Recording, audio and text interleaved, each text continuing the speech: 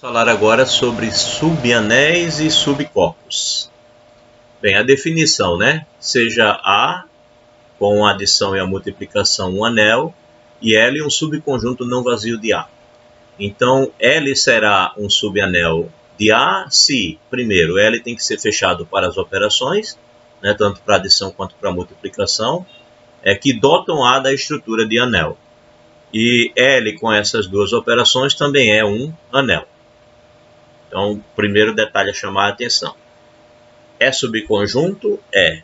Mas quando a gente fala de um subanel, eu não posso considerar que as operações são outras. Tá? Se a operação é outra, então não é subanel. Então, eu defino uma operação para A, aí no subconjunto L eu defino uma outra operação. Então, não estou falando de subanel. Assim como também não estaria falando de subgrupo. Só faz sentido falar de subgrupo se a operação que eu estou considerando para o grupo e para o subconjunto em questão são sempre as mesmas. Se eu mudar a operação, não é mais subgrupo, não é mais subanel, não é mais subespaço vetorial. Sempre que a gente fala de um sub alguma coisa, a operação que a gente está considerando é a mesma.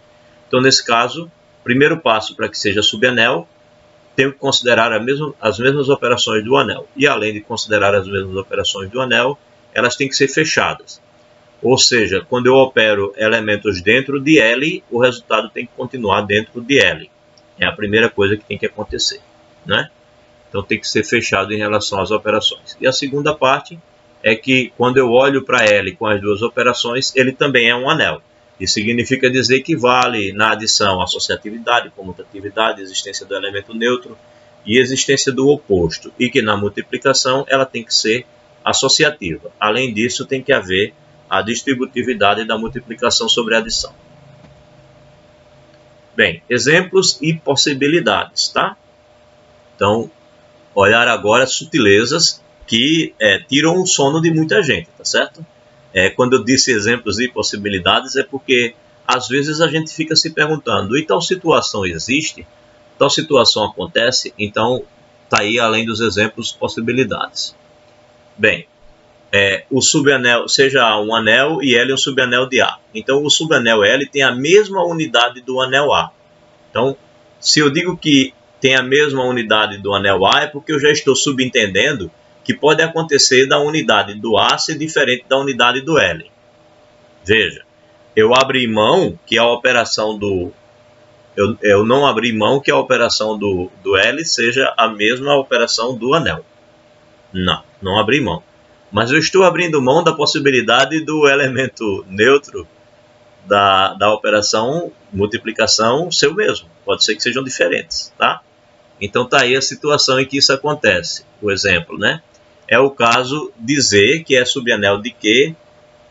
Nesse caso aqui é quando a unidade é a mesma, né? O Z, que é subanel de Q, tem como unidade o número 1, que corresponde à fração 1 sobre 1 em Q, né?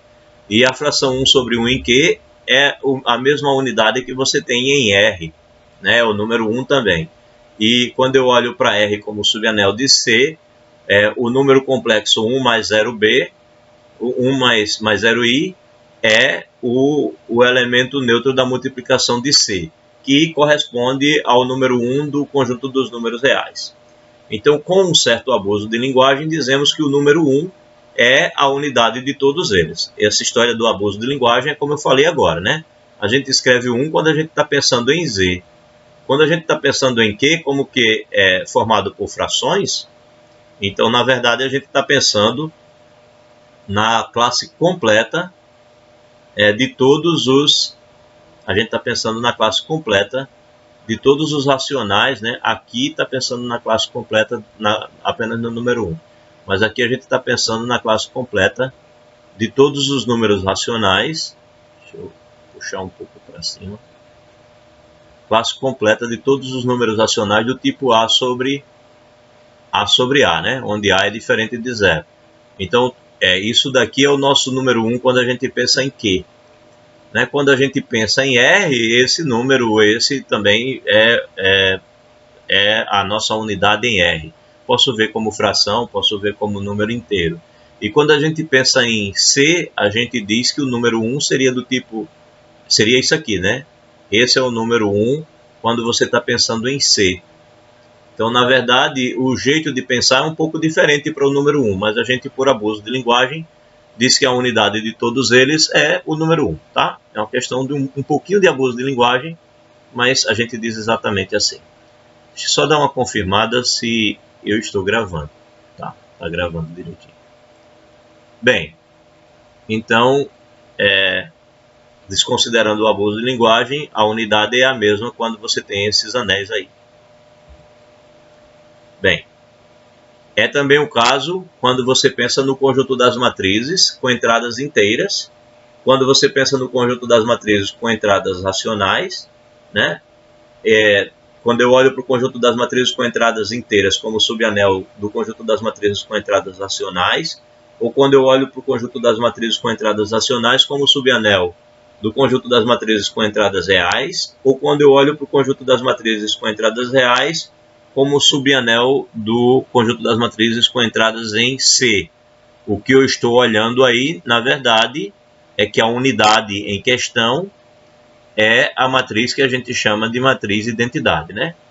Onde esse número 1, quando eu estou pensando em MNZ, ele é o número inteiro, é o número inteiro. Quando é MNQ, é a fração equivalente ao número inteiro. Né? Quando eu penso em MNC, é o número complexo 1 mais 0i, que vai entrar aqui, né? Mas é a mesma coisa, é a matriz identidade, que é a unidade desses subanéis aqui correspondentes. Ok? Entendido assim o ponto de vista filosófico, né? Dizer que é a mesma coisa é porque o 1 não é bem o 1. Quando você olha para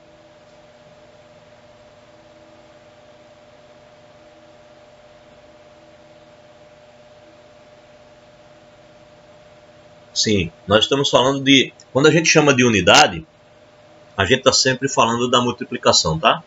Porque o elemento neutro da adição a gente não chama de unidade, né? Quando a gente fala elemento neutro específico da adição, a gente pode chamar ele de zero, ou de qualquer, ou simplesmente de elemento neutro da adição. Mas quando a gente falar em unidade, a gente está sempre falando do elemento neutro da multiplicação, tá? Ok. Então, esses são exemplos em que o subanel tem a mesma unidade do anel. E aí, naturalmente, você a essa altura deve estar esperando um caso em que isso não aconteça. Bem, o subanel L não tem unidade. Pode acontecer isso. Mesmo ocorrendo que A é um anel com unidade. Então, quando você olha para o caso dos múltiplos dos inteiros, né? Pega um inteiro fixo qualquer, n, e multiplica por todos os inteiros possíveis, você tem os múltiplos de n, né? Onde n é um número inteiro com n diferente de mais ou menos 1, senão os múltiplos vai ser todo mundo. Então, sabemos que nz ele é subanel de z. Por quê? Basta você olhar para a definição. Quando você olha para a definição, o que está dizendo aqui? Para ser subanel, tem que ser fechado. Ora, quando você faz a operação de multiplicação ou de adição dos múltiplos de um certo n, né? Ou seja, se você fizer n vezes z1 mais n vezes z2, você continua com um múltiplo de n, né? Isso daqui vai ser n vezes z1 mais z2. Então, continua um múltiplo de n, continua pertencendo a nz. E se você fizer o produto, né, n vezes z1 vezes n vezes z2, basta que você associe assim e você vai ver que isso é um múltiplo de n. Então, se isso é um múltiplo de n, continua em nz. Portanto, é fechado para adição e é fechado para multiplicação. Né? É fechado para adição e é fechado para multiplicação. Então, cumpre, na nossa definição, essa primeira parte. Ele é fechado. Né? Além disso, ele também é um anel. Por que ele é um anel? Ora, ele é um anel porque a operação de adição é associativa, comutativa, tem o zero sempre presente, né? Você colocar z igual a zero, zero vai estar lá, né? E todo elemento tem seu oposto, né? Se você tem um nz, você também tem nesse mesmo conjunto o n vezes menos z, né? E quando você soma essas duas coisas, isso dá zero. Então, tem o oposto. Portanto, tem tudo que a adição exige. E a multiplicação só precisa ser associativa, e né? Então, de fato, esse cara ele é um subanel do do Z, ele é um subanel do conjunto dos números inteiros. Mas ele não tem a unidade, né? Porque os múltiplos, a não ser que você inclua o 1, né? Aí eu estou pegando n diferente de 1. Os múltiplos de qualquer número que você pegar, né? 0, 3, menos 3, 6, menos 6, etc. Os múltiplos de 3, por exemplo, não tem o 1. O múltiplo de 5, o múltiplo de 2, o múltiplo de qualquer coisa não vai ter o 1. Portanto, não tem unidade. É um subanel de Z que não tem unidade. Então, pode acontecer do anel ter unidade e o subanel não ter. Está aqui o exemplo. O subanel L tem uma unidade diferente da unidade do anel A. Esse é o exemplo que a gente fica esperando quando vê o primeiro, né? Porque o primeiro mostra os casos mais naturais, em que a unidade do subanel é a unidade do anel. Mas pode acontecer das unidades serem diferentes. É o que acontece aqui, ó. O subanel L tem unidade diferente da unidade do anel A. É o caso em que você pega esse conjunto aqui. O conjunto das matrizes com entradas reais, onde todo mundo é zero menos a primeira entrada, tá? São matrizes 2 por 2. Que é subanel do conjunto das matrizes 2 por 2 com entradas reais. Note que a operação que eu estou falando aqui, tanto aqui no anel A quanto em M2Rs, são as mesmas. Somar as matrizes 2 por 2 e somar as matrizes de A vai ser do mesmo jeito. Multiplicar as matrizes 2 por 2 e multiplicar as matrizes de A também vai ser do mesmo jeito. Aí ele diz o seguinte, ó, note que a unidade de A é esse elemento aqui, enquanto que a unidade de M2R é a matriz de identidade, e ela não pertence a A, né? A matriz de identidade tem 1 aqui nessa entrada e o conjunto A exige que aqui seja 0. Então a matriz de identidade não pertence ao A, portanto, é o elemento unidade de A, né? O elemento unidade de M2R, que é a matriz de identidade, ele não pertence ao subanel A, ok? Que o produto é fechado, que realmente é subanel, é fácil de ver, né? Se você pegar uma matriz A, 0, 0, 0 e multiplicar por uma matriz B, 0, 0, 0, que pertencem a esse subanel A, quando você fizer esse produto, você vai ter A vezes B, aqui, AB, e 0 vezes 0, né? Então, AB mais 0 fica só o AB. Quando você multiplicar esta linha por esta coluna, vai dar 0. Quando você multiplicar esta linha por esta coluna, vai dar 0. E quando você multiplicar esta linha por esta coluna, vai dar 0. Portanto, note que isso continua pertencendo a A, porque isso daqui vai ser um número real, né? Porque é o produto de dois números reais. Logo, o produto é fechado. Então, o produto é fechado, continua lá. A adição, bem, a adição é só você trocar aqui o sinal, né? Vou colocar o mais aqui, e aqui vai ser A mais B. Acabou, né? 0 mais 0, 0 mais 0 vai dar sempre 0, pertence a A também. Então, é fechado na adição, é fechado na multiplicação, né? A operação, como é a mesma, ela é associativa, né? A multiplicação, a adição também é associativa, tem elemento neutro, tudo é completinho, é um anel, né? Tem o oposto, né? Porque a matriz, o elemento neutro da adição vai ser também a matriz nula. O elemento neutro do A é o mesmo elemento neutro do M2R, é a matriz nula. E se você tem a matriz A, 0, 0, 0, que pertence a A, você também tem a matriz menos A, 0, 0, 0. E se você somar essas duas matrizes, vai dar a matriz nula, que é o elemento neutro da adição. Então, de fato, é um subanel. E para ser subanel, eu tenho que estar considerando as mesmas operações, só que na hora em que você vai olhar o elemento identidade, o elemento unidade da multiplicação, em M2R, o elemento unidade é a matriz identidade. E nesse subanel A, o elemento unidade é a matriz 1, 0, 0, 0. Certo? Só tem o 1 na primeira entrada. Então, os elementos unidades do subanel e do anel são diferentes. Interessante esse exemplo, né? São diferentes. Então, olha, mantém isso em mente, porque vai ter situações em que você vai fazer demonstrações e você fica muito tendencioso a achar que o elemento unidade do anel e do subanel são os mesmos. E você tem que lembrar, então, que isso não acontece sempre. Não é obrigatório que sejam os mesmos. Bem, outra situação. O subanel L não tem unidade, mesmo ocorrendo que A é um subanel com unidade. Eu já falei nesse, né? Será que eu coloquei 2 vezes? Foi? Acho que foi. Não. Ah, é porque quando eu passou a parte que eu tinha escrito, eu pensei que eu estava em outra situação. Tá, já li esse e esse, né? Aí vamos olhar esse. Nem o subanel L, nem o anel L tem unidade. Pode acontecer também do subanel não ter unidade, assim como o anel. Ocorre, por exemplo, quando você tem o 4Z como subanel do 2Z, né? Os múltiplos de 4 estão contidos nos múltiplos de 2. Os múltiplos de 4 formam um subanel de Z. Os múltiplos de 2 formam um subanel de Z. E mais que isso, os múltiplos de 4 formam um subanel dos múltiplos de 2. Os múltiplos de 2 não têm a unidade. O número 1 não é um múltiplo de 2. E também não é um múltiplo de 4. Portanto, você nem tem a unidade da multiplicação para os múltiplos de 2, nem para os múltiplos de 4. Né? Então, são 2 anéis, um é subanel do outro, e nenhum dos dois tem o elemento neutro da multiplicação. São anéis sem unidade. Todos dois são anéis sem unidade. Tá? O 4Z e o 2Z. Todos dois são anéis sem unidade. E um é subanel do outro. Oi.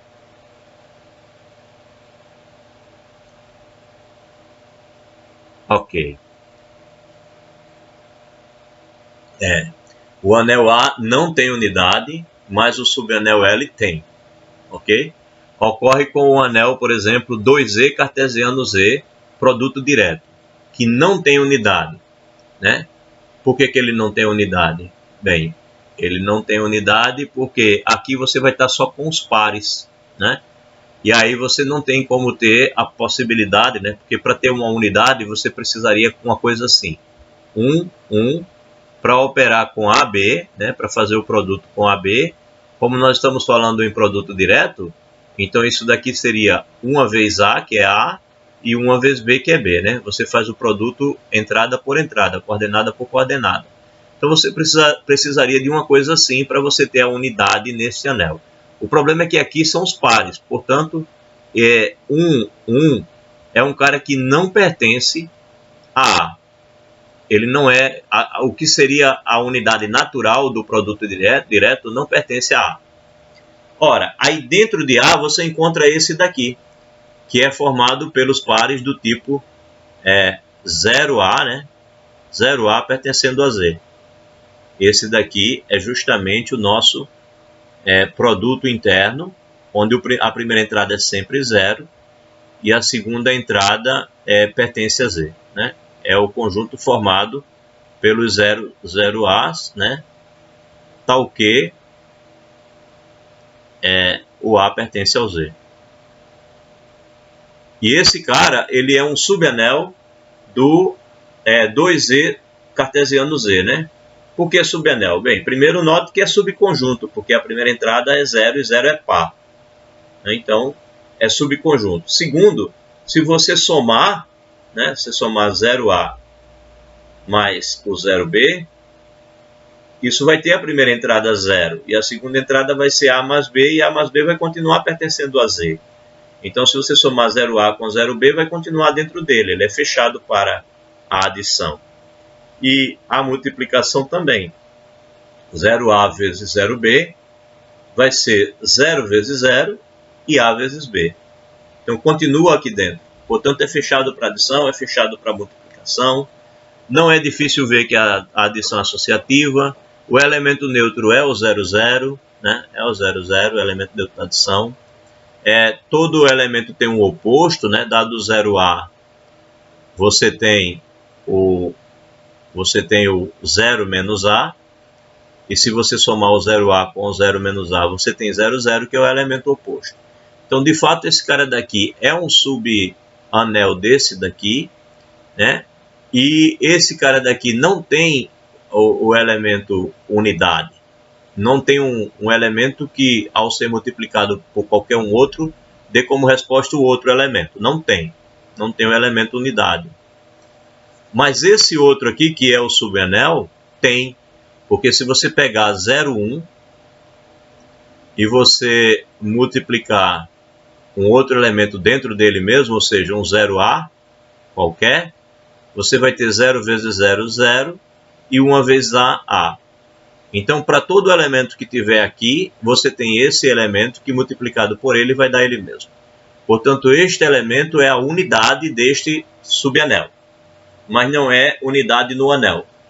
Então, é um caso em que o anel não tem unidade, mas o subanel tem. Ok? O anel não tem, mas o subanel tem. Bem, eram essas situações distintas que a gente queria destacar. Olha, nós estamos falando de anel, tá? Quando a gente vai para corpo, aí essas possibilidades se reduzem. Praticamente, algumas obrigações acontecem quando é um corpo, tá? No subanel é que você tem essas variações. No corpo, não. Tá? Então, quando você está no corpo, você tem menos possibilidades. Então, veja só essa proposição. Seja A um anel, né? E L um subconjunto não vazio de A.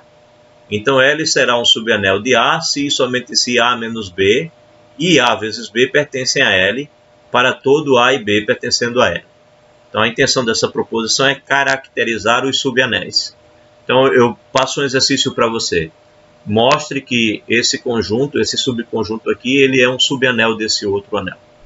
Ora, você tem que verificar que é um anel, ou seja, tem que olhar que a adição é associativa, tem elemento neutro, tem elemento oposto, né, e é comutativa, e depois que a multiplicação é associativa e que vale a distributividade, daria bastante trabalho. Aí essa proposição, ela resume o teu trabalho. Se você quer mostrar que L é subanel de A, basta você mostrar que a diferença e o produto de elementos de L continuam pertencendo a L, tá bom? Então é isso que você tem que fazer, basta mostrar que é fechado para a diferença e mostrar que é fechado para o produto. Lembre-se, fechado para a diferença é uma consequência natural do fato de que L com a adição é grupo, né? Isso é grupo. Então, lembram o que a gente tinha na teoria de grupos? A gente tinha que a operação de um elemento com o inverso do outro continua pertencendo ao grupo. Continuava pertencendo ao grupo, que a gente chamava sempre de G. Ora, isso é a mesma coisa que dizer, no nosso caso, já que é um grupo aditivo, que um elemento A com o inverso do elemento B, como é aditivo, o inverso é o oposto, então isso tem que continuar pertencendo ao grupo. No caso, o nosso grupo é o L. Então, isso daqui já era esperado que acontecesse pelo fato de que L é um grupo aditivo, né? Quando você pensa só na adição, ele é grupo. Então, parte da ideia da demonstração vai passar por aí, né? Agora, o que aparece de novo aqui é o fato de que A vezes B tem que continuar em L. É porque no grupo a gente só considerava uma das operações. Então, quando você olha para aqui, você tem um grupo, mas quando você olha para aqui, não obrigatoriamente tem. Então, tem que acontecer essas duas coisas para que seja subanel. Então, vamos a uma demonstração. Bem, suponha que L é subanel de A. Então, o que queremos provar decorre da definição, pois L é também um anel, só bastava um desses uns aqui. É também um anel. Logo, é fechado para as suas operações. Daí, A mais menos B, que é igual a A menos B, pertence a L, né? Se eu pego dois elementos em B, em L, então a soma deles continua em L. Então, como se o B está em L e o menos B também está, essa operação continua em L. E A vezes B pertence a L para todo A e B em L. Então, na nossa definição, a gente já dizia, né? Quando a gente fala o que é um subanel, aqui no início, quando a gente falou o que é um subanel, a primeira coisa que a gente disse era que ele tinha que ser fechado para as operações. Então, se eu digo que L é um subanel, eu já ganho automaticamente o fato de que L é fechado para as operações. Portanto, eu tenho que A menos B tem que estar em L e que A vezes B tem que estar em L. Então, nesse sentido da demonstração, acabou. Não tenho o que dizer. Aí vamos olhar agora o outro sentido, né? O A menos B está em L e o A vezes B está em L, e aí mostrar que isso faz com que o L seja um subanel. Bem, então como por hipótese agora o A menos B está em L para todo A e B, temos que L é um grupo abeliano para a adição, né? Então eu estou pegando um elemento, operando com o oposto do outro, então isso é um grupo. E o que é abeliano? Porque é na adição, né? A adição ela é comutativa. Ok. Então ele é um grupo abeliano para adição, pois é subgrupo do grupo abeliano A, né? O grupo abeliano A para adição. E aí também, por hipótese, L é fechado para multiplicação. Bem, agora eu não tenho a comutatividade, né? Então, por hipótese, L é fechado para a multiplicação, né? Nós estamos lendo no sentido contrário. Então, eu tenho que o A menos B está no L e tenho que o A vezes B está no L. Isso é hipótese, né? É fechado para a multiplicação. Além disso, L herda a associatividade da multiplicação de A. Então, como L é subconjunto de A e a operação de multiplicação é associativa em A, então, particularmente, ela também é associativa em L. E aí, por fim, dados A, B e C pertencendo a L, temos que, eu agora preciso verificar a distributividade, né? Porque eu bastava verificar a associatividade da multiplicação para ser anel, lembrem disso, não preciso mais que isso. Então, por fim, preciso olhar a distributividade. Mas o que acontece é que A vezes B mais C, que vai ser igual a B mais a C, pertence a L. Por quê? Porque eu estou supondo que ele é fechado para a multiplicação. Portanto, eu tenho que isso daqui é fechado para a multiplicação, portanto, está em L. E esse daqui também é fechado para a multiplicação, também está em L e é fechado para a adição. E aí isso prova o que queríamos. Continua em L, logo L é subanel de A. Bem, isso daqui eu estou usando a definição de subanel, tá? Então vamos lá. Exemplos. Então, terminadas as definições, dado o primeiro resultado, vamos dar uma olhadinha nos exemplos. Alguma pergunta? Não, né?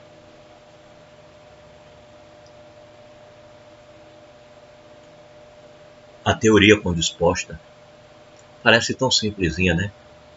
Aí, quando o cara começa a fazer pergunta, fazendo os exercícios, aí aparece cada pergunta chata de responder. Às vezes, a ideia intuitiva da solução do problema até vem logo. Mas você organizar e escrever, quando você está só organizando e escrevendo para você mesmo, ainda é interessante. Você faz com uma certa tranquilidade. Você está se preparando para uma prova, você vai com um conjunto de coisas que você já treinou, né? Mas você vai para a prova e a única escrita que você realmente vai expor para alguém é a solução da prova. Aí você vai um pouco tenso na hora de escrever a solução da prova. Mas quando você está preparando aula, quando é uma coisa que você está preparando para ensinar a outro, aí sim você se obriga a escrever todos os exercícios que você lida de maneira bem rigorosa. Por isso que um dos grandes exercícios de aprendizagem é o ato de ensinar. É o ato de você preparar a aula e expor a aula para alguém, né? É por isso que a gente aprende tanto quando dá aula. Então vamos lá. Na verdade, vocês só terminam a graduação no dia que dão aula na graduação. E a graduação fica completa. Antes, sempre estará incompleta. Então vamos aos exemplos agora, né? Então temos, por exemplo, olha esse anel aqui, né? Z raiz de 2. O que ele faz? Ele pega dois números inteiros e no B ele multiplica por raiz de 2. Note que isso daqui não é um número inteiro, né? Não é um número inteiro. Então ele é subanel de R. Ele é subanel de R. Isso aqui é um número real qualquer, né? Um número real qualquer, eu digo. É um número real, né? Não vou dizer qualquer porque nem todo número real acredito que se escreva dessa forma. Acredito não se escreve dessa forma. Né? Pois se A mais B raiz de 2 e C mais D raiz de 2 pertence a Z raiz de 2, então, bem, eu estou verificando que de fato isso daqui é um subanel. Aí o que eu preciso verificar? Que a diferença de dois elementos continua nele. Então, se eu faço a diferença de dois elementos, eu tenho A menos C e raiz de 2 multiplicando B menos D, né? Colocado raiz de 2 em evidência. Isso continua em Z raiz de 2. Então, de fato, é fechado para a diferença. E tem que ser fechado também para o produto. Então, o produto dessas coisas é isso, né? A vezes C, depois A vezes D raiz de 2. Aqui, ó, A vezes D, raiz de 2. E depois B vezes D vezes raiz de 2 vezes raiz de 2, que dá 2. Então, dá B vezes D vezes 2. E, por fim, o B raiz de 2 vezes o C, que é isso aqui, BC raiz de 2. Então, quando você arruma dessa maneira, escreve dessa maneira, você percebe que isso continua pertencendo a Z raiz de 2. Então, olha só como ficou fácil de mostrar que esse subanel esquisito, ele é de fato um subanel. Bastou você mostrar que ele é fechado para a subtração e ele também é fechado para o produto. Ficou fácil de mostrar que ele é subanel, a partir da proposição anterior. Bem, aí mais um exemplo. Consideremos A o anel das funções f de R em R. Então, seja L o conjunto das funções que pegam o número 1 e levam no 0. Olha que interessante, né? Então, o anel é o conjunto de todas as funções reais, tá? Domínio real contra domínio real. E aí ele pega um subanel, que é o conjunto de todas as funções reais, mas que tem a peculiaridade de que, quando ela é aplicada no número 1, ela dá como resposta o número 0, né? Leva o 1 no 0. Então, o L é um subanel muito interessante, né? E esse conjunto é um conjunto bem grande, né? Então, L é subanel de A, pois L é diferente de vazio, né? Precisamos primeiro verificar que é diferente do vazio. E visto que f de R em R é dada por f de x igual a x menos 1 pertence a L, bem, eu quis só dizer aqui que o L era diferente do vazio, aí eu citei uma, né? Uma que pertence a L é essa, né? Se você pegar o f de 1 aqui dá 0. Então, estou mostrando o elemento em L para mostrar que ele é diferente do vazio. Eu li mal aqui o início, vou ler de novo. Então, L é subanel de A, pois L é diferente do vazio, visto que essa função, né, de R em R, dada por f de x igual a x menos 1, é um elemento de L. Logo, L é diferente do vazio. Além disso, se eu pego duas funções em L, eu vou mostrar que a diferença é fechada e que o produto também é fechado. O que vai ser a diferença? F menos g de 1. Vai ser f de 1 menos g de 1. Essa é a diferença, essa é a definição da diferença de duas funções reais com variável real. Tá? É assim que se define a diferença. Então, f de 1 menos g de 1 vai ser 0 menos 0, porque tanto f quanto g estão em L. Então, f de 1 é 0, g de 1 também é 0. Então, 0 menos 0 que dá 0. E o produto? O produto também é definido assim. F vezes g de 1 é f de 1 vezes g de 1, que vai ser 0 vezes 0, que continua em 0. Portanto, você tem tanto a diferença em L quanto o produto em L. Então, a proposição anterior nos facilita a vida para que a gente mostre que um subanel esquisitinho como esse é de fato um subanel. Mais um exemplo. Seja L subconjunto não vazio de Z. Então, L é subanel de Z, se e somente se L é subgrupo aditivo de Z. De fato, se é subanel, então é subgrupo aditivo por definição. Tá certo? Bem, por outro lado, se L é subgrupo aditivo de Z, já foi mostrado que é cíclico, ou seja, L só tem esses elementos, né? Os subgrupos de Z, a gente mostrou que são os múltiplos de um elemento fixado. Então, isso daqui são justamente os múltiplos de A, tá certo? E nós já mostramos que ele é cíclico. Dessa forma, se você pegar dois elementos em L, o que acontece? Ora, você pode ver como sendo um múltiplo de A, né? Então, você pega o elemento X, que é um múltiplo de A, S vezes A, e um elemento Y, que também é um múltiplo de A, um T vezes A, onde S e T são números inteiros. Aí o que acontece? Quando você pegar o produto, por exemplo, X vezes Y, isso vai ser SA vezes TA, né? Aí você pode associar dessa maneira para perceber que isso é um múltiplo de A. Então pertence a L. E se você pegar a diferença, você tem que, fazendo a diferença desses dois, você tem SA menos TA. Aí você coloca o A em evidência e você tem S menos T vezes A, mostrando assim que a diferença também pertence a A.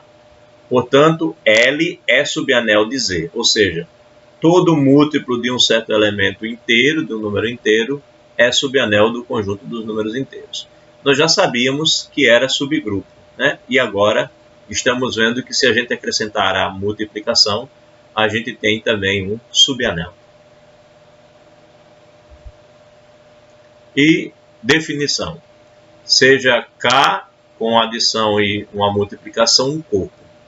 Um subconjunto não vazio L de K é subcorpo de K se esse conjunto L com a mesma adição e com a mesma multiplicação também é corpo. É a definição mais natural do mundo, né? É subgrupo se é grupo. É subespaço se também é um espaço. É subanel se também é anel. É subcorpo se também é corpo. Ok? Então, tranquilo. Ninguém sente dores nenhuma para aceitar isso, né? A gente aceita com facilidade. Tudo bem, mas aí que consequências nós temos, que exemplos nós temos? Bem, Q é subcorpo de R e R é subcorpo de C. Não existem exemplos mais naturais para a vida da gente, né? É o que mais a gente vê. Bem, não dá para falar em Z. Z não existe mais na brincadeira. Por quê? Quando se fala em corpo, né? Por quê? Porque Z não tem elemento inverso multiplicativo, né? O elemento inverso do 2 seria o meio, né? 1 sobre 2, mas 1 sobre 2 não está em Z. Então, o Z não tem elemento inverso multiplicativo. É importante a gente associar essa linguagem à linguagem de operação, tá? A linguagem de operação. Então, por exemplo, quando eu digo que um elemento tem um oposto, ou ele tem um inverso aditivo, significa dizer que a subtração é fechada, tá? Ou seja, N não serve para anel. Por que N não serve para anel? Porque existem situações em que eu faço A menos B entre dois números naturais e não continua em N. Sai do N, vai para o Z, né? Se eu pegar 2 menos 5, vai dar menos 3. Saiu do conjunto dos números naturais. Então, por isso que N não serve nem para anel, porque ele não consegue manter fechado nem a subtração. Ok? Bem, aí quando eu olho para Z, Z mantém a adição fechada, a multiplicação fechada, a subtração fechada, mas quando eu vou olhar a divisão, eu não consigo, né? Se eu divido 8 por 4, eu estou dividindo dois números inteiros e dá 2, continua inteiro. Então, acontece da divisão continuar dentro, assim como no conjunto dos números naturais. Se eu fizer 5 menos 2, eu tenho 3, continua nos números naturais. Mas não acontece sempre, né? Então, quando eu digo que a operação não é fechada, eu não estou dizendo que alguns casos particulares, algumas continhas específicas não continuem fechadas, continua. Eu consigo subtrair dois números naturais e continuar natural, mas eu não consigo sempre. Eu consigo dividir dois números inteiros e continuar inteiro, mas eu não consigo sempre. Então, a necessidade de olhar para uma estrutura maior do que a estrutura de anel surge no momento em que eu vou tentar fazer a divisão e a divisão sai do conjunto, né? Então, como é que eu olho uma divisão? O que é a divisão A sobre B? O que é a fração A sobre B? É o produto da primeira pelo inverso da segunda, né? Isso é sempre a divisão. Inclusive, quando a gente vai falar de frações, é exatamente o que a gente diz, né? O que é uma divisão de frações? É o produto da primeira pelo inverso da segunda. Mas, na verdade, toda fração do mundo é isso. Quer dizer, toda fração, quando a gente fala de números racionais, é isso. É pegar o primeiro e multiplicar pelo inverso do segundo. Ora, isso significa dizer que todo elemento não nulo tem que ter inverso, senão eu não tenho divisão. Então, quando eu digo a você que uma estrutura é um corpo, eu estou dizendo a você que ela tem divisão. Além dela ter divisão, ela é comutativa. Porque nós definimos, apesar de que não vamos explorar muito, mas nós definimos anéis com divisão. O anel ele é com divisão sem ser corpo quando ele não é comutativo. Na hora em que o anel com divisão ele é comutativo, então ele é um corpo, tá? Então um corpo é um anel com divisão comutativa. Tá bom? É isso que a gente pode resumir. Então, é bom associar essas linguagens todas, tá? Então, dizer que tem inverso para todo elemento não nulo significa dizer que tem divisão.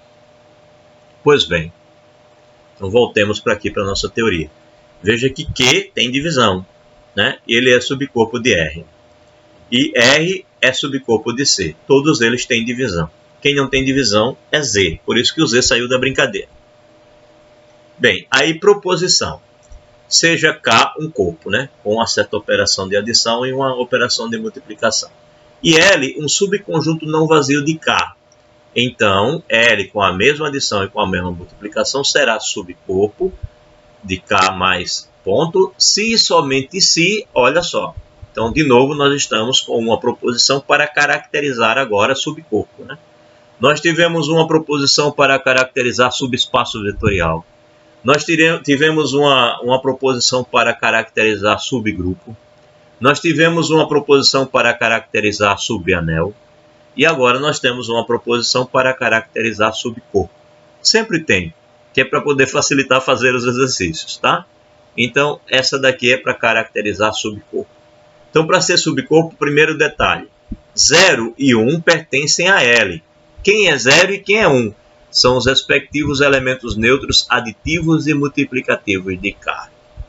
Então, a brincadeirinha de dizer, esse não tem unidade, o outro tem. A unidade desse é diferente da unidade desse outro, acabou. Se for corpo, a unidade do subcorpo é a mesma unidade do corpo. Tá? O elemento neutro da adição do corpo é o mesmo elemento neutro da adição do subcorpo. Tá bom? Não se admite aquelas variações que se admitiu quando falávamos de anéis. Então, 0 e 1 tem que pertencer ao L para ele ser subcorpo. E ele tem que ser anel, ou seja, ele tem que ter a diferença sendo fechada, né? A diferença é fechada e o produto também é fechado. Só que aqui, para ganhar o fato de que além do produto ser fechado, o inverso tem que continuar em L, então a gente junta as duas coisas numa só. O produto é fechado e se você pega o segundo sendo diferente de 0, o produto pelo inverso dele é fechado, tá? Então essa propriedade ela junta as duas coisas ao mesmo tempo. Ela garante que o produto é fechado e ela garante que, existindo o inverso dos elementos não nulos, então o inverso pertence também a L. Então essa daqui resume as duas numa só, ok? É uma proposição super útil, né? Quer saber se é subcorpo? Aplica essa proposição, assim como aconteceu para a proposição de subanel e as outras anteriores. Subespaço vetorial, subgrupo, etc. Então vamos lá. Demonstração. Demonstração do 1. Né? Aqui é um se e somente se. Então, eu vou supor o quê? Bem, eu vou supor que o L mais ponto será um subcorpo de K mais ponto. Né? Então, estou supondo isso para provar o 1, já que o sentido dessa seta é esse. Então, suponha que isso daqui seja um subcorpo. É isso que eu estou supondo. Né? É a minha hipótese. Então, observe que, bem, sendo ele um subcorpo, ele é um grupo aditivo, né? na sua adição.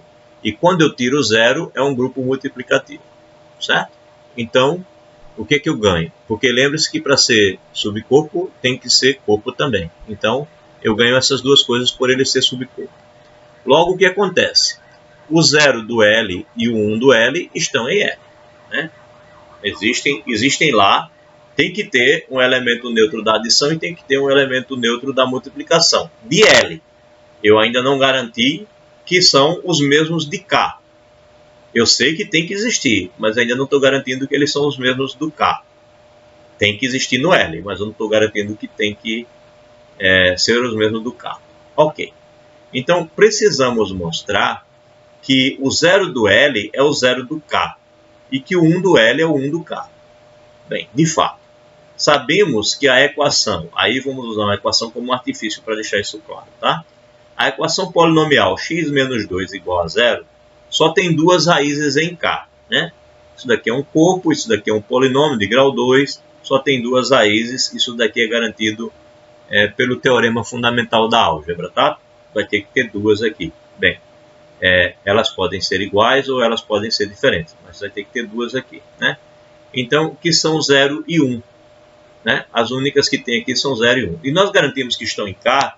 Existem corpos que não têm todas as raízes de um dado polinômio. Mas só que esse polinômio só tem essas duas mesmo. Então elas estão em K porque elas são justamente o 0 e o 1. E o K tem que ter os dois. Então eu já garanto isso. Então, de fato, sabemos que essa equação só tem duas raízes que são o 0 e o 1 do K. Né? Eu estou pensando nessa equação em K. Mas o que acontece? Quando você pegar o 1 do L e elevar ao quadrado menos o 1 do L, isso daqui vai dar 1 menos 1, que vai ter que ser o 0 do L. Só que isso vai estar contido em K. Ou seja, quando você olha para o 0 do L e o 1 do L e coloca nesta equação, que tem seus coeficientes em K, né, o resultado tem que continuar em K. Então, o resultado é justamente o 0 do L. E ele tem que estar em K. Como ele tem que estar em K, e essa equação só tem essas duas soluções, esse 0 do L, ele é obrigado a ser o 0 do corpo. Tá? E a mesma coisa vai acontecer com o 1 do L. É o que eu vou continuar dizendo aqui. Logo, 1 do L igual a 0 ou 1 do L igual a 1, né, que são as duas possibilidades que eu tenho para que isso aconteça. Porém, se o 1 do L for o 0, né, se o 1 do L for o 0, porque veja bem, se o 1 do L aqui fosse o 0, isso também daria 0, né? Então, só tem essas duas soluções. Então, pode ser o 1 do L ou pode ser o 0. Só que se o 1 do L for o 0, o que acontece? Né? Então, quando eu fizer o produto A vezes o 1 do L, eu vou ter A vezes 0. Né? Se isso aqui acontece, eu vou ter o direito de multiplicar por A dos dois lados aqui. Aí eu vou ter A vezes 1 de L igual a A de 0, que é 0. E aí eu vou concluir que para todo A que eu pegar em L, eu vou ter A diferente do 0, né? Eu vou ter que o A vezes 1L vai ser 0. Né? Isso não é possível. Assim, L não seria um subcorpo. Portanto, eu não tenho a possibilidade do 1 do L ser o 0. A única possibilidade que me restou é que o 1 do L seja o 1. Tá?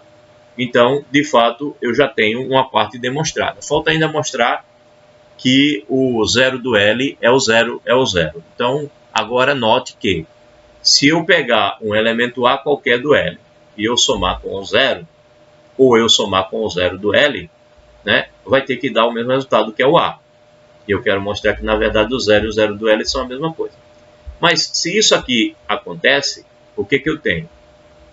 Eu tenho que somo menos A dos dois lados aqui, né? Aí eu tenho menos A somado com A mais 0 aqui, e menos A somado com A mais o 0 do L. Né? Para todo A em um anel L. Bem, isso daqui eu vou chamar de 0, o 0 do corpo, né? Então eu vou ter que 0 mais o 0 vai dar o próprio 0. Eu vou ter que 0 mais o 0 do L vai dar o 0 do L. Ou o 0, se você assim preferir. Que no final vai me mostrar que eles dois são iguais. Tá? Então, o item 1 está demonstrado. O 1 do L é o 1 e o 0 do L obrigatoriamente é o 0 também. Tá? Então não há elemento neutro no subgrupo, no subcorpo, que seja diferente de elementos neutros no corpo. Né? Os elementos neutros do subcorpo são exatamente os mesmos elementos neutros do corpo. Não podem ser diferentes. É o que está demonstrado aí. Bem, item 2. X menos Y pertence a L para todo X e Y pertencendo a L. Bem, isso daqui é grupo, ou se você preferir, é anel. Então, obrigatoriamente, o item 2 é imediato. E quando você olha para esse produto aqui, também acontece porque a gente já tinha argumentado aqui que L estrela ponto é grupo multiplicativo. E a proposição que mostrava o que era um subgrupo, ela dizia que para ser subgrupo, né? Para ser subgrupo, se você pega dois elementos no grupo, o produto de um pelo inverso do outro tem que continuar no grupo. Portanto, a gente também ganha automaticamente que isso daqui é grupo. Então, temos o resultado. Então, está demonstrado um dos sentidos. Precisa demonstrar o outro, né? Demonstramos o sentido natural da leitura. Precisamos da seta agora no outro sentido. A seta nesse sentido contrário, né? Bem, então o que a gente tem para que fazer agora? Como é o pensamento que a gente tem que manter agora? Olha, as nossas hipóteses agora são essas aqui. Eu tenho que vale 1, 2 e 3. E eu quero mostrar que valendo 1, 2 e 3, eu consigo provar que L mais ponto será um subcorpo. Tá? Então eu tenho que mostrar que valendo isso, L mais ponto tem que ser corpo, né? Porque a definição de subcorpo é exatamente essa. Ela diz que é subcorpo se for corpo. Então, vamos agora usar 1, 2 e 3 para mostrar que o L mais ponto é corpo. Bem, aí o que garante o item 1? Garante a existência das unidades aditivas e multiplicativas em L. Beleza. Para ser corpo precisa ter essas unidades. Aí, junto com 2 e 3, garantem que L mais e L estrela ponto são subgrupos aditivos e multiplicativos, respectivamente, de K mais e K estrela ponto. Então, revisem, pensem aí comigo, o que eu estou conseguindo garantir? Estou garantindo que o L mais ponto tem o 0 e tem o 1. Eu quero mostrar que ele é corpo. E consigo garantir que na adição ele é um grupo aditivo e comutativo, né? Ele é um grupo abeliano. E na multiplicação também. Ou seja, o que eu consegui mostrar? Consegui mostrar que a adição é associativa, tem elemento neutro, tem oposto e é comutativa. E a multiplicação, as mesmas coisas. É associativa, é comutativa, tem o elemento neutro. Falta, acredito que só argumentar a questão do inverso, né? Falta argumentar o inverso, que deve ser o próximo passo. Por fim, a comutatividade e a distributividade em L, não, o inverso também está garantido nesse item 3 aqui, né? O item 3 aqui. O inverso está garantido já dentro do L. Então também tem o inverso. O item 3 também garante. Né? São grupos aditivos e multiplicativos, respectivamente de K mais e K estrela ponto. Ou seja, o inverso multiplicativo já existe aqui, tá? Porque é grupo multiplicativo. Então só faltava mesmo falar da distributividade. Então, por fim, e da comutatividade e da multiplicação. Por fim, a comutatividade e a distributividade em L valem por ser L subconjunto de K, né? Então, todo subconjunto de K, se eu estou considerando a mesma operação de adição e a mesma operação de multiplicação, eles herdam naturalmente a distributividade e a comutatividade. Então, de fato, o L mais ponto é um corpo. Então, como ele é um corpo dentro de um outro corpo, ele é um subcorpo. Tá? Então é isso. Diferente do caso em que a gente, quando olha para subanel, a gente tem todas aquelas variedades, né? Ora tem unidade, ora não tem unidade, ora é comutativo, ora não é comutativo. O anel é uma loucura, o que torna a teoria muito interessante. Porque quando você vai fazer uma demonstração, cuidado. Se o zero do anel é um zero lá qualquer, e você vai fazer uma consideração na sua demonstração sobre um subanel, você não pode garantir que o zero sempre pode garantir, né? É sempre o mesmo. Mas o 1, a unidade da multiplicação, está lá no anel, aí você vai olhar no subanel, você não pode garantir que o subanel tem a mesma unidade da multiplicação. Na verdade, dado um anel com unidade, você pegou um subanel, você não garante que ele é um subanel com unidade. Tá? Se isso não tiver sido dado como hipótese no exercício, isso não pode ser usado na resolução do exercício ou na demonstração do resultado que você está trabalhando. Não importa qual seja a situação. Aqui, no mestrado, no doutorado, seja lá onde você estiver, isso não pode ser considerado. Tem que amarrar todas as pontas. Pois bem, exemplos, né? Exemplo de como usar isso. Então, pegue agora não o Z raiz de 2. Agora eu pego o Q raiz de 2. Então, o Q raiz de 2 é formado pelos A mais B raiz de 2, onde A e B agora não estão em Z, eles estão em Q. E queremos mostrar aqui que ele é subcorpo de R. Por quê? Bem, primeiro, o zero é o mesmo, né? O zero do Q, ou melhor, do R, pode ser escrito como 0 mais 0 raiz de 2. E o 1 também, é o 1 mais 0 raiz de 2. Então, o 0 e o 1 do R estão no Q raiz de 2. Beleza. Mostramos o item 1. A item 2. Pego um elemento A mais B raiz de 2 e um outro C mais D raiz de 2 e quero mostrar que eles continuam pertencendo a não, eles pertencem a Q raiz de 2 por hipótese, e eu quero mostrar que a diferença entre eles continua pertencendo a Q raiz de 2. Aí faz a diferença, essa diferença é um número racional, essa diferença é um número racional, portanto continua em Q raiz de 2. E 3, tem que verificar também, você pega agora um y que não é o zero, né? E vai fazer o produto do x vezes o inverso. Aí quem é o x é o a mais b raiz de 2. E o y é, o inverso do y é 1 sobre c mais d raiz de 2. Aí faz esse produto, né? Como é que fica esse produto? Bem, o de cima é o mesmo. Aí o de baixo, bem, aparece aqui embaixo. Bem, fica essa fração. Aí essa fração ela pode ser melhorada, né? A gente faz uma espécie de racionalização. Ou seja, a gente tira esse irracional daqui. Você tem uma soma, multiplica por uma diferença, aí dá o quadrado do primeiro menos o quadrado do segundo, que é d ao quadrado vezes a raiz de 2 ao quadrado, que é o 2. E em cima faz a distributividade mesmo, né? A vezes c e b raiz de 2 vezes d raiz de 2, que dá 2b raiz de 2 com sinal negativo. E quando você faz a vezes d raiz de 2 e b raiz de 2 vezes c, colocando raiz de 2 em evidência, você tem isso. Então, quando você chega aqui, você pode separar, né, colocar esse denominador aqui embaixo e aqui. Aí o que você tem aqui? O produto de dois números racionais, que dá racional. O produto de três números racionais, que dá racional. A diferença de dois racionais, que continua racional. O quadrado de um racional é racional, menos duas vezes um racional, o quadrado de um racional, que continua racional. A diferença continua sendo racional, especialmente porque, além de ser racional, tem que ser diferente de zero, né? Mas eu estou considerando aqui tanto b quanto d como números diferentes de zero, né? A situação que eu estou pegando é o y diferente de zero. Então, para o y ser diferente de zero, eu vou ter que ter, pelo menos um desses dois tem que ser diferente de zero. Então, se um desses dois é diferente de zero, eu não tenho zero nesse denominador nem nesse. Logo, isso aqui é um número racional. Isso daqui também. Portanto, esse número todo aqui é um número racional, outro racional, aqui é raiz de 2. Esse número todo ele pertence aqui a raiz de 2 e isso resolve o que a gente queria demonstrar, né? Vale 1, vale 2 e vale 3.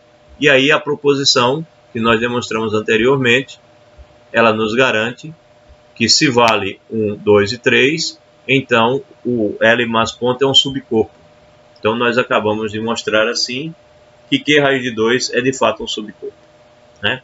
Lembrando que esse denominador é diferente de zero e essas coisas todas que eu comentei aqui acontecem, né? E o porquê que é diferente de zero está explicado aqui, né? E, consequentemente, isso daqui pertence a Q, né? Tanto esse quanto esse, e assim x vezes y menos 1 pertence a Q raiz de 2. Bem, está escrito o que eu já tinha comentado. Deixemos então agora homomorfismos e isomorfismos de anéis para o nosso próximo encontro, tá bom? Pode ser? Informação pra caramba hoje.